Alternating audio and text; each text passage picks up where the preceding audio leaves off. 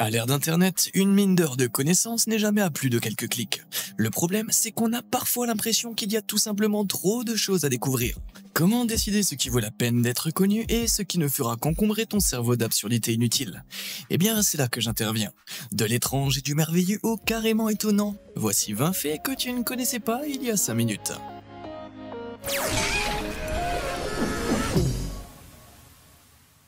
Une cure de concombre. Imagine, tu as prévu un premier rendez-vous dans un restaurant chic, mais lorsque tu arrives, tu te rends compte que tu as oublié d'apporter des pastilles de menthe.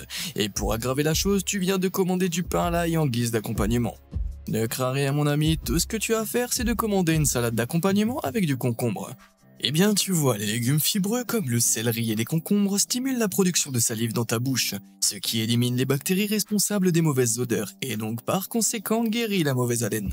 Pour une astuce simple, tenir une tranche de concombre entre ta langue et le palais pendant environ 86 secondes peut t'aider à éliminer les mauvaises odeurs. Et s'il n'y a pas de concombre au menu, le persil a le même effet de neutralisation des odeurs, alors mâche discrètement ta garniture et tu devrais être couvert.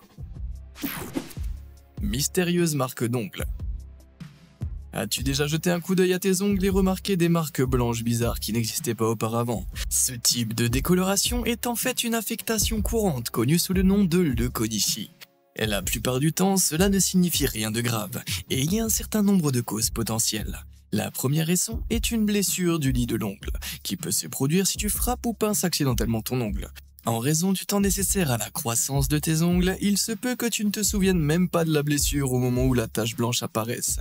La leuconychie peut aussi apparaître comme une réaction allergique à des produits cosmétiques comme le vernis, le gloss, le durcisseur ou le dissolvant.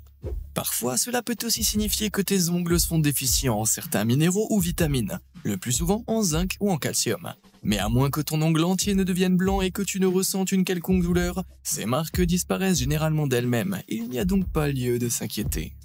Maintenant que je t'ai fait regarder tes doigts, pourquoi ne pas les rendre utiles en te dirigeant vers ces boutons j'aime et s'abonner, et en leur montrant un peu d'amour.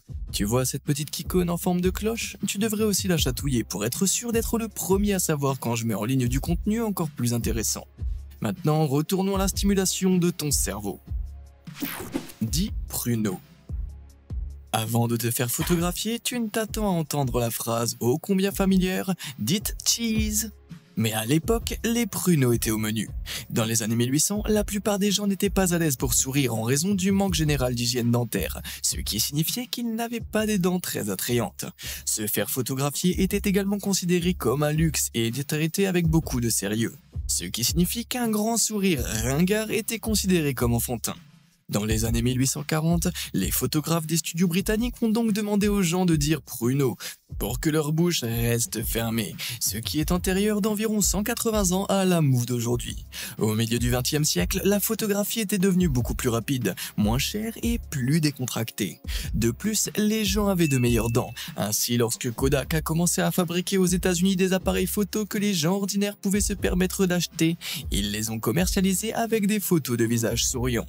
C'est l'ancien ambassadeur Joseph E. Davis qui a eu l'idée de dire « cheese » comme formule parfaite pour un sourire instantané, et le reste appartient à l'histoire. Une invention flamboyante. En 2019, les Flamingo Cheetos ont été déclarés marque d'encas préférée des Américains pour la 3e année consécutive. Mais si je te disais que le snack super addictif a failli ne pas exister du tout. En 1976, Richard Montanes, âgé de 18 ans, a été embauché comme concierge dans une usine Frito-Lay à Rancho Cucamonga, en Californie. Le poste était rémunéré 4 $ de l'heure et avait des avantages sociaux, et la femme de Montanes a rempli la demande d'emploi pour lui parce qu'il avait du mal à lire et à écrire. Alors qu'il travaillait, Montanes a remarqué qu'une machine en panne sur la chaîne de montagne des Cheetos avait recraché un lot de Cheetos ordinaires sans la poudre de fromage. Montanes a ramené les Cheetos chez lui et les a saupoudrés de poudre au piment. Il attribue l'idée à son encas préféré, du maïs grillé assaisonné de citron vert et de poudre de piment vendu par un vendeur de rue local. Montanes a d'abord présenté son idée à l'ancien PDG de PepsiCo, Roger Enrico, par téléphone et a eu 2 semaines pour préparer une présentation à la direction. Bien sûr, le succès a été immédiat. Montanes est devenu vice-président exécutif de PepsiCo Amérique du Nord et est aujourd'hui un auteur de best-sellers et un conférencier motivant. Quelle source d'inspiration! Le choc de la différence. S'il y a une chose au sujet de laquelle les Américains et les Européens se chamailleront toujours, c'est bien le chocolat. Si tu as goûté aux deux côtés, tu ne peux pas nier que le chocolat a un goût totalement différent de l'autre côté de l'Atlantique. Mais pourquoi? La réponse est simple. Les réglementations sont différentes. Tout d'abord, le chocolat européen est techniquement plus crémeux parce qu'il nécessite un minimum d'au moins 14% de matière sèche de lait, alors que la quantité minimale aux États-Unis est de 12%. Le chocolat européen est aussi légèrement plus riche parce qu'il doit contenir au moins 3,5% de matière grasse laitière contre 3,39% aux États-Unis. C'est parce que la teneur en cacao est plus élevée, ce qui donne aux tablettes leur saveur profonde. Mais ce n'est pas la seule raison pour laquelle les Européens adorent détester le chocolat américain. Tu vois, Hershey's utilise également un ingrédient spécial qui le distingue des autres, l'acide butyrique. Cet ingrédient permet au chocolat de durer plus longtemps sur les étagères, mais lui donne aussi cette saveur piquante que beaucoup d'étrangers trouvent rebutante. Est-ce que cela règle pour toi le sempiternel débat entre Hershey's et Cadbury? Entamons une discussion saine sur cette friandise malsaine dans les commentaires ci-dessous. Quelle marque de chocolat préfères-tu personnellement? Et si tu penses à d'autres aliments qui ont un goût différent dans ton pays, n'hésite pas à m'en faire part, ça m'intéresse vraiment pour un éventuel prochain épisode. Maintenant, revenons-en aux faits. Des bonnets d'âne pour les gens intelligents. À une certaine époque, au Moyen-Âge, le bonnet d'âne que nous connaissions aujourd'hui à l'idiotie et à la punition était en fait le symbole des érudits respectés. Tout a commencé avec le maître philosophe et penseur métaphysique John Duns Scott, dont le nom a ensuite donné naissance à l'expression « bonnet d'âne ».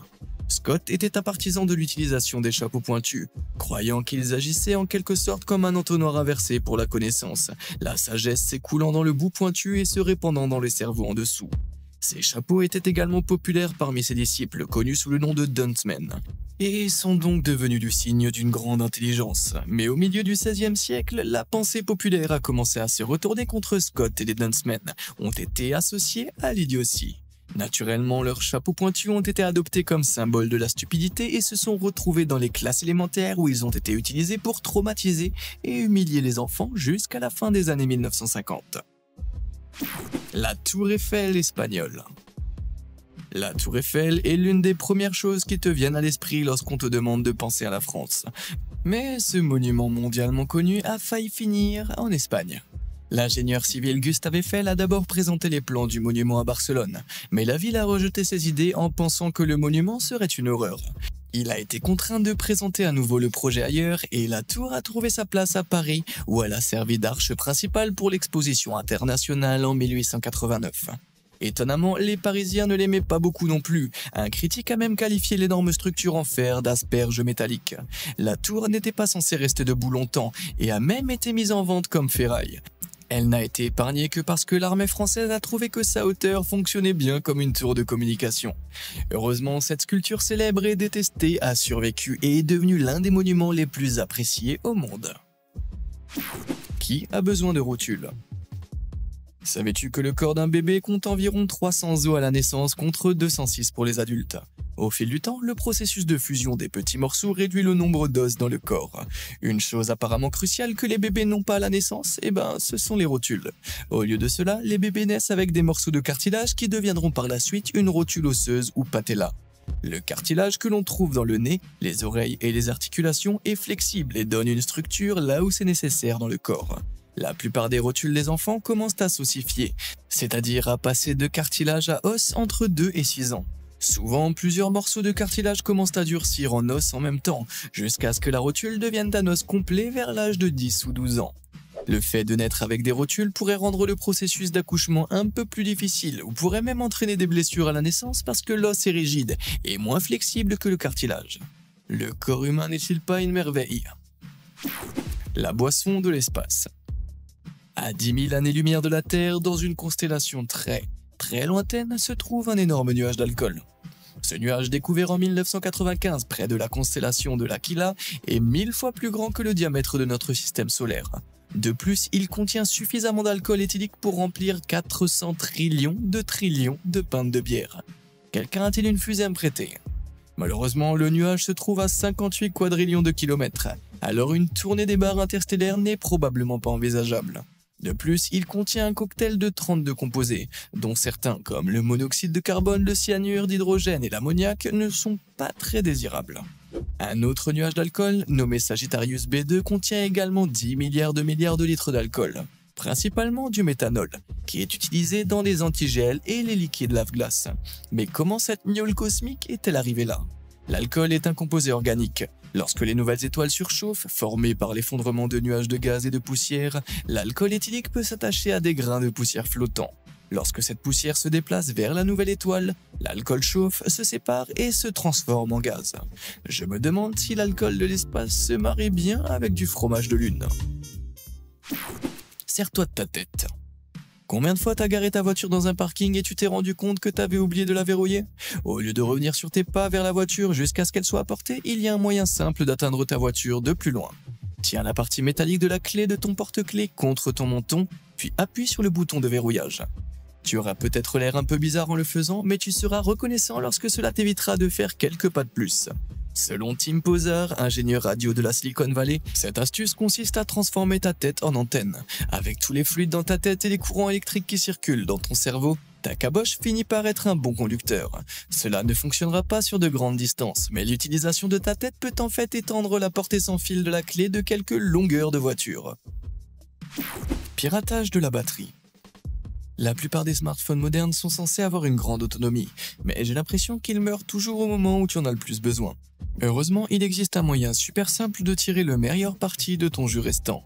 Si, comme la plupart des gens, tu transportes ton smartphone dans ta poche, le problème vient peut-être en partie du fait que ta poche est trop chaude. Tu vois, les batteries des téléphones portables durent en fait un peu plus longtemps si elles sont gardées au frais. La chaleur corporelle moyenne de 37 degrés d'un être humain, lorsqu'elle est transmise par poche en tissu à un téléphone portable qui se trouve à l'intérieur, est suffisante pour accélérer les processus chimiques à l'intérieur de la batterie du téléphone. Par conséquent, celle-ci se décharge plus rapidement. Le moyen le plus simple de garder ton téléphone au frais est de le transporter dans ton sac ou sur un clip de ceinture à la mode des années 2000. Et si jamais tu te retrouves loin de chez toi sans chargeur, tu peux éteindre ton téléphone et le mettre au réfrigérateur pour ralentir la perte de charge de la batterie. Je te déconseille cependant d'utiliser le congélo. Saumon surprenant. Le saumon est l'un des poissons les plus populaires au monde. Mais si tu as déjà préparé ce poisson toi-même, tu as probablement rencontré le problème de cette substance blanche et funky qui semble apparaître lorsque tu le fais cuire. La plupart des gens pensent qu'il s'agit simplement de graisse, mais la substance blanche que tu vois suinter de ton dîner est en fait une simple protéine appelée albumine. Qu'elle soit bouillie, cuite au four ou cuite au barbecue, cette substance apparaîtra toujours. L'albumine vit dans le poisson sous forme liquide et apparaît lorsque les fibres musculaires sont chauffées et qu'elles se contractent, poussant ainsi la protéine de couleur blanche. Bien qu'elle soit tout à fait propre à la consommation, certaines personnes la trouvent inesthétique. Pour essayer d'éliminer l'albumine, tu peux soit éponger le poisson cuit avec une serviette en papier, soit le saumurer avant de le faire cuire. Pour saumurer ton poisson, il suffit de le faire tremper rapidement dans un mélange de sel marin et d'eau, ce qui devrait aider à détendre et à dissoudre les fibres musculaires et à minimiser l'apparence de l'albumine. Rongeurs ricanants. Les rats ne sont pas les animaux les plus conventionnellement sympas, mais leur réputation de vermine dégoûtante semble un peu sévère, surtout quand on apprend qu'ils sont chatouilleux. Une étude menée en 2016 a permis de localiser le centre des chatouilles du cerveau des mammifères, montrant pour la première fois que la stimulation des neurones dans cette région particulière peut provoquer une série de grincements ultrasoniques trop élevés pour être entendus par les oreilles humaines. Shinpei Ishiyama, neuroscientifique à l'université Humboldt de Berlin, a remarqué non seulement que les rats reviennent sans cesse à l'endroit où ils ont été chatouillés, mais que le chatouillement de leur ventre déclenche également le neurotransmetteur dopamine dans les circuits cérébraux clés liés à la récompense chez les rongeurs. Si cela ne suffisait pas à prouver qu'ils adorent être chatouillés, les rats présentent également une manifestation classique d'émotions positives que l'on retrouve chez de nombreuses espèces telles que les chiens, les renards et même les enfants humains, qui s'appellent sauts de joie. Comme son nom l'indique, il s'agit de sauter en l'air avec les deux pieds joints, et c'est une véritable surcharge de mignonnerie. Les chaussettes disparues. Pendant le lavage du linge, les chaussettes semblent se glisser dans les abîmes béants du tambour à lessive pour ne plus jamais être vues. Mais où vont-elles vraiment? Il y a en fait plusieurs explications à leur mystérieuse disparition. Si tu as une machine à chargement par le haut, une chaussette peut se faufiler dans la fente entre le tambour intérieur et le tambour extérieur, puis s'accrocher à l'évacuation d'eau ou à la pompe à la suite d'une surcharge de l'appareil. Il est également possible qu'une chaussette reste coincée sous l'agitateur. Dans le cas des lave-linges à chargement frontal, une chaussette malveillante peut se loger juste sous le joint d'étanchéité en caoutchouc appelé joint. Et si tu retires cette pièce, tu pourras trouver une mine d'or de chaussettes perdues. Même si les chaussettes parviennent à passer au cycle de séchage, elles peuvent facilement être victimes de l'électricité statique et rester collées à l'intérieur des jambes de pantalon ou d'autres matériaux pendant le processus de séchage. Enfin bref, non, il n'y a pas de monstre mangeur de chaussettes dans ta machine à laver. Merveille des cascades. Les chutes du Niagara sont assez grandes, mais c'est loin d'être la plus grande chute d'eau connue de par l'homme. Certains prétendent qu'Angel Falls au Venezuela est la plus haute du monde avec une hauteur stupéfiante de 979 mètres et un plongeon de 807 mètres. Mais c'est loin d'être le cas. Le détroit du Danemark est le plus de 3 fois plus haut que les chutes Angels et se trouve dans l'océan. En effet, cette chute d'eau gigantesque située près de la pointe sud du Groenland commence à 600 mètres sous la surface de l'océan et plonge à une profondeur de 3048 mètres, soit une chute de près de 3 km. De plus, le détroit du Danemark transporte environ 3,5 millions de mètres cubes d'eau par seconde, ce qui équivaut à près de 2000 chutes du Niagara à leur débit maximal. Mais comment une chute d'eau peut-elle se produire sous l'eau? C'est bien simple, l'eau froide est plus dense que l'eau chaude. Dans le détroit du Danemark, l'eau glaciale des mers nordiques qui s'écoule vers le sud rencontre l'eau plus chaude de la mer d'Irminger. L'eau froide et dense s'enfonce rapidement sous l'eau plus chaude et s'écoule par-dessus l'énorme dénivelé du fond de l'océan, créant un courant descendant qui passe totalement inaperçu sans l'aide d'instruments scientifiques. Le secret de l'iPhone. Une des dernières séries d'iPhone d'Apple s'accompagnait de toutes sortes de nouvelles fonctionnalités, sans parler d'un prix élevé, mais il y a une chose qui distinguait les modèles iPhone 12 Pro et Pro Max de leurs prédécesseurs. En plus de 3 caméras surpuissantes, regarde d'un peu plus près l'arrière du téléphone. Tu remarqueras un point noir discret dans le coin inférieur droit. Il est complètement plat au toucher et assez facile à manquer au premier coup d'œil. Mais qu'est-ce que c'est? Il s'agit officiellement d'un scanner LiDAR, qui signifie Light Detection and Ranging, détection et télémétrie par la lumière. Il s'agit d'une méthode radar de mesure optique de la distance et de la vitesse qui utilise de minuscules vaisseaux laser impossibles à percevoir par l'œil humain. Un scanner LiDAR détermine la distance qui la sépare d'un objet en surveillant le temps que met un laser à rebondir. En renvoyant des centaines de milliers d'impulsions lumineuses chaque seconde, les scanners LiDAR peuvent calculer avec précision les distances et les tailles des objets sur de petites distances. Les données peuvent ensuite être utilisées pour construire des modèles en 3D de n'importe quel environnement. Alors que tu sois un architecte qui dessine des plans de construction, un archéologue qui crée des cartes en 3D en temps réel ou un joueur qui aime la réalité augmentée, ce nouveau scanner génial pourrait révolutionner la façon dont nous utilisons nos téléphones. Lunettes de soleil old school. Les lunettes de soleil telles que nous les connaissons aujourd'hui ont été inventées au XIIe siècle en Chine. Les montures primitives étaient constituées d'une plaque de quartz fumé de forme grossière destinée à bloquer le soleil. Les lentilles assombries n'étaient accessibles qu'aux personnes très riches. Elles ne corrigeaient pas la vue et n'offraient pas de protection contre les rayons UV nocifs. Mais elles permettaient de cacher les émotions aux autres pendant la conversation. C'était particulièrement pratique pour les juges chinois de l'époque, qui portaient régulièrement des lentilles de quartz de couleur fumée, ce qui leur permettait de dissimuler leurs véritables sentiments et de paraître détachés émotionnellement lorsqu'ils interrogeaient les accusés. Mais des siècles avant que les Chinois ne trouvent une utilité aux lunettes de soleil, les lunettes de neige rudimentaires avaient été utilisées par des communautés inuites et Yupiks. Ces lunettes de neige étaient fabriquées à partir de bois flotté, d'ivoire ou d'eau, et une fente y était pratiquée. Elles protégeaient les yeux de la lumière du soleil qui se reflétait sur la neige d'un blanc éclatant. J'imagine qu'ils avaient aussi une vision permanente de type cinéma. Pas d'équitation fantaisiste. Il existe de nombreuses lois bizarres dans tous les États américains. Mais une loi particulière dans la ville de Galesburg dans l'Illinois est un véritable piège pour les cyclistes. Il est interdit de faire de la bicyclette de fantaisie. Pour définir ce qu'est la fantaisie, il suffit de consulter le code des ordonnances de Galesburg, qui stipule qu'aucun cycliste n'enlèvera les 2 mains du guidon ou les pieds des pédales, ni ne pratiquera d'acrobatie ou de fantaisie dans une rue. Eh bien, cela exclut Galesburg de ma tournée de cirque cycliste. Selon un officier de police de Galesburg, cette loi bizarre a probablement vu les jours à une époque où l'on s'inquiétait beaucoup de la sécurité des cyclistes et où il y avait plus d'accidents que d'habitude. Heureusement, la loi est rarement appliquée avec des sanctions, donc les enfants sont libres d'enlever leurs mains du guidon sans craindre d'être jetés en prison. Des joints d'étanchéité qui sauvent des vies. Tu t'es déjà demandé pourquoi les flacons de pilules sont munis d'une feuille d'aluminium protectrice sous le couvercle? Tu peux supposer que c'est pour garder les pilules hermétiques, mais la vraie raison est bien plus morbide. Le 29 septembre 1982, Mary Kellerman a pris un Tylenol pour soigner son rhume, mais quelques heures plus tard, elle était morte. Le même jour, Adam Janus est décédé exactement dans les mêmes circonstances. Lorsque son frère et sa belle-sœur lui ont rendu visite et ont développé des maux de tête, ils ont pris du Tylenol dans la même bouteille et ont tous deux péri dans les 2 jours qui ont suivi. Dans les jours suivants, 3 autres personnes ont subi le même sort mystérieux. Au début du mois d'octobre, les enquêteurs ont découvert que les pilules prises par les victimes étaient mélangées à du cyanure.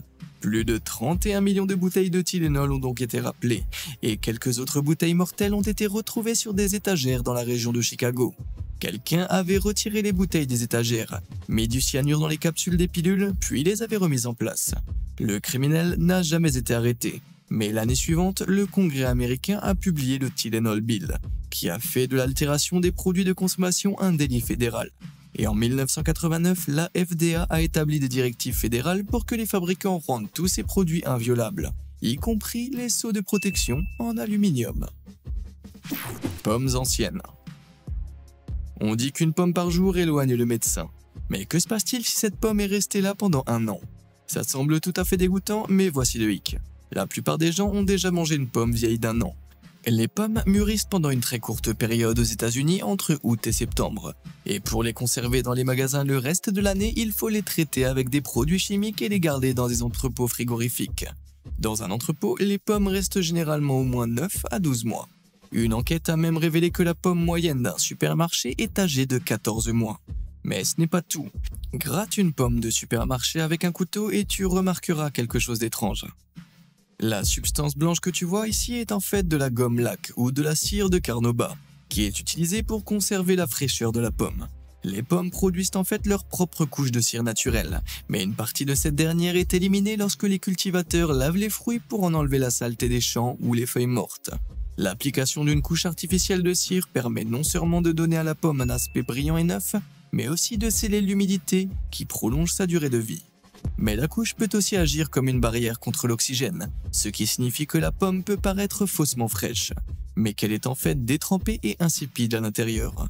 De plus, la consommation de cire à forte dose pourrait être nocive pour le côlon et l'intestin grêle. Alors peut-être vaut-il mieux s'en tenir à une seule pomme par jour à partir de maintenant. Lequel de ces faits t'a le plus impressionné ou étonné? Fais-le moi savoir dans les commentaires ci-dessous. Et si tu veux titiller encore un peu plus tes sens, pourquoi ne pas te perdre dans le fact show suivant? Comme d'habitude, et jusqu'à la prochaine fois, merci de nous avoir suivis.